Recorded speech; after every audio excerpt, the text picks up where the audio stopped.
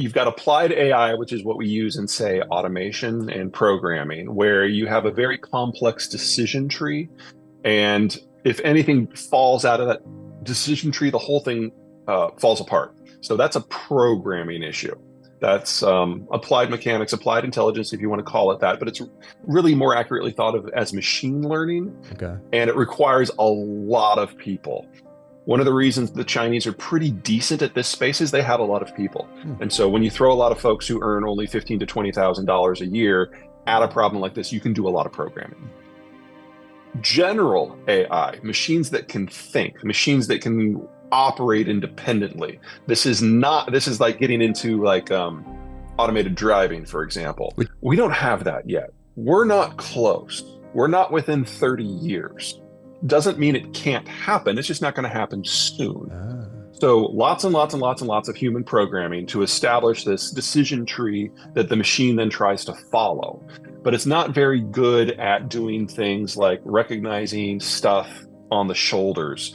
So, for example, if, the way it was explained to me, I think most effectively, is if you've got a stop sign on a road, an EV or an AV car will see that and it will stop. But what if the stop sign is on the side of the building and it's part of a marketing campaign?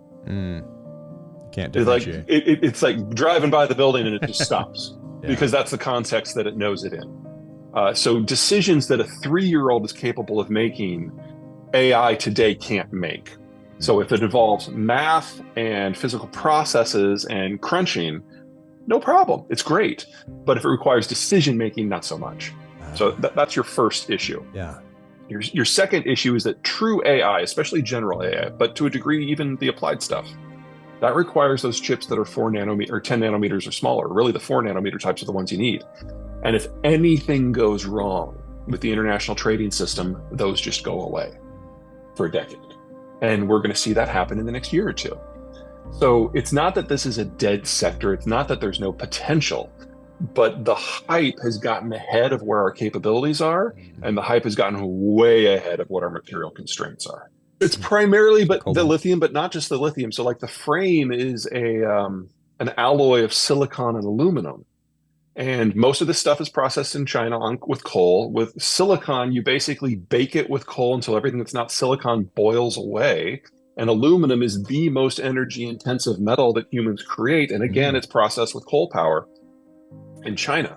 And so if you're looking at like the Tesla propaganda, they basically claim that their cars are made with 100% green tech, and that doesn't happen anywhere in the world. It's almost exclusively coal.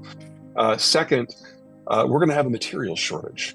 For us to do the green transition in a way that we're talking about with the technologies that we know, solar, wind, EVs, and so on, we need 3 times as much copper and 10 times as much nickel and 18 times as much graphite and on and on and on and on. And humanity has never, in 6,000 years, doubled the amount of any industrial material that we already had in use, ever. And we're going to do this now for 12 different materials, and we're going to do it without Russia, and we're going to do it without China. Bullshit.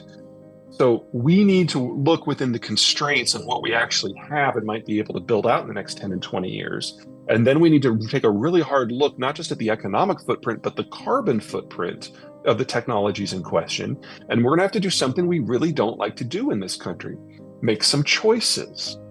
And putting solar where it's sunny, slam dunk, do that. Putting wind where it's windy, slam dunk, do that. With EVs, maybe some fleet vehicles in communities where it's sunny or windy. So Phoenix, sure. Denver, sure. You drive an EV and you put up solar panels in New York, you have increased your carbon footprint with those choices.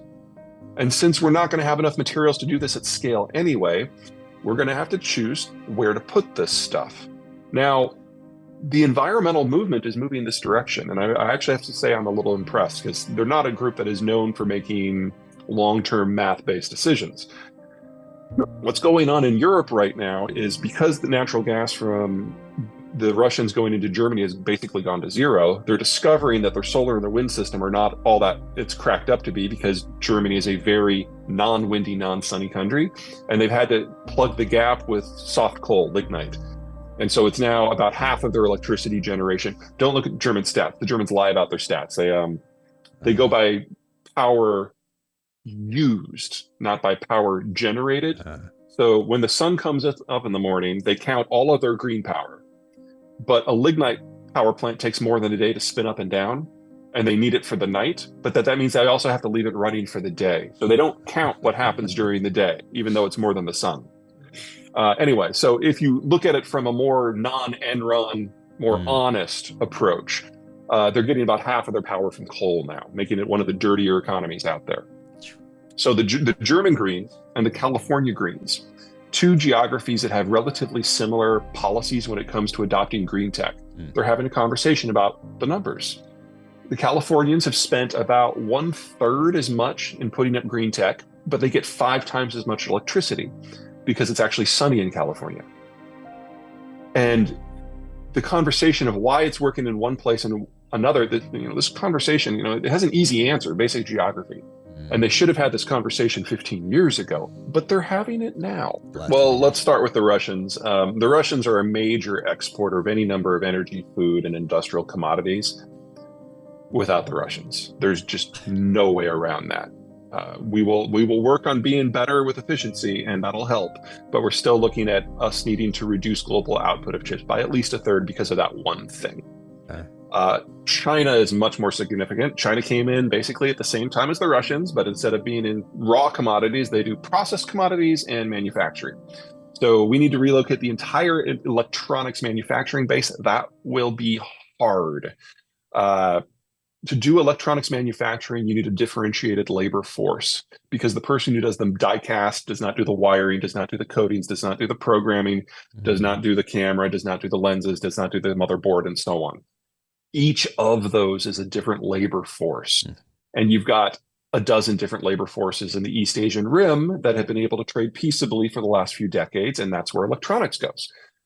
We can partially recreate that ecosystem with Colombia and Mexico, but it's not going to be on the same scale and it's going to cost more. The biggest problem is shorter term, and that is materials processing.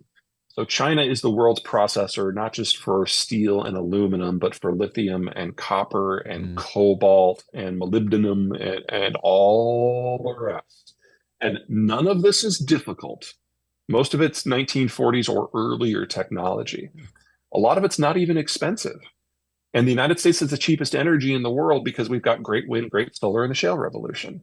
So it's not that we can't do it. It's just that the whole kit and caboodle has to be relocated before we can consider anything else. Because if you can't get the raw materials, it doesn't matter if you got the electronic supply chain system set up. So we need to rebuild that. The Gulf Coast is the logical choice because that's where the cheapest energy is and the most, what's a non-biased way to say this, the least discriminating development policies where they're fine with heavy industry are in the Gulf Coast. That's where I would expect most of this to go. But we've got to make the decision to build those facilities. And once we pull the trigger, it's still going to be a minimum of 2 years before it's all moved. This isn't the first time that the information dissemination business has become liberalized and democratized. And every time it becomes easier to move information, you go through an adjustment period that can be regime shaking. So in the 1970s and the early 80s, the big technology with information was the fax machine. And what that did is it broke down the government contracting structure and freed up private enterprise. Now, we look back on that as a plus, but I think a lot of people who were in business at that time remember how cutthroat the competition was. And if in movies, the idea of the excess of the 80s, that was a direct outcome of the freeing of private enterprise because they could control their own information throws. We did the same thing in the 1890s with the telegraph. That brought us yellow journalism, which feels a lot like social media today.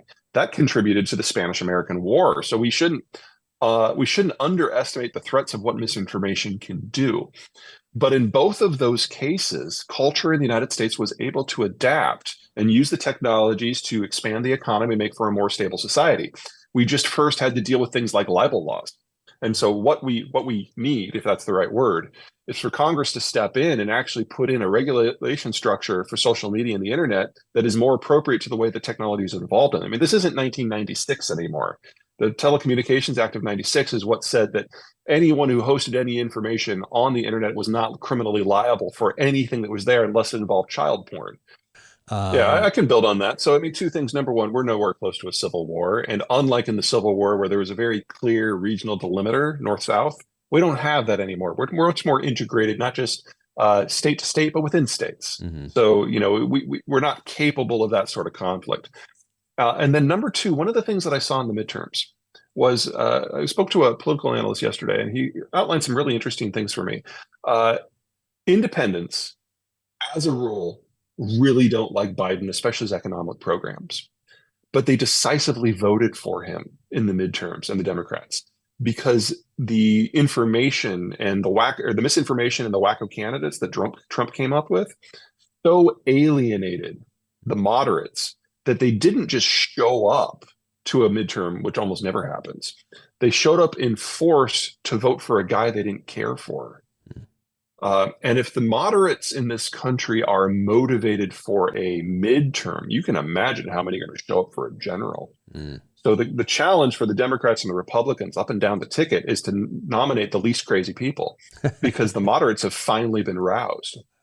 Both of the Democrats and the Republicans, you've got a primary system that encourages people to play to the base rather than to play to the middle. And that means combined with gerrymandering, we get more and more wackadoo candidates. Now, we've been here before. I think we talked about this last time. The political reorganization that's going on happens every generation or two, and the factions move around.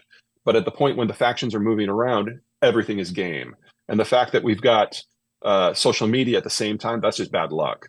So right now, the voices from the extremes are very loud. But even if you take the extreme on the left and the extreme on the right, you're still talking less than a fifth of the American population, probably less than a tenth. And again, now that the moderates are actually feel they've got some skin in the game for the first time in decades, I think this is going to go a lot more constructively than we might fear. I would agree it's not the best reason. I like the way it used to be, where we'd have citizens who would come in from various fields and serve for a term or four or whatever, and then go out. But since we haven't had that political reshuffling in the United States since the 30s, we have a lot of lawyers, and lawyers see personal recompense from a different point of view.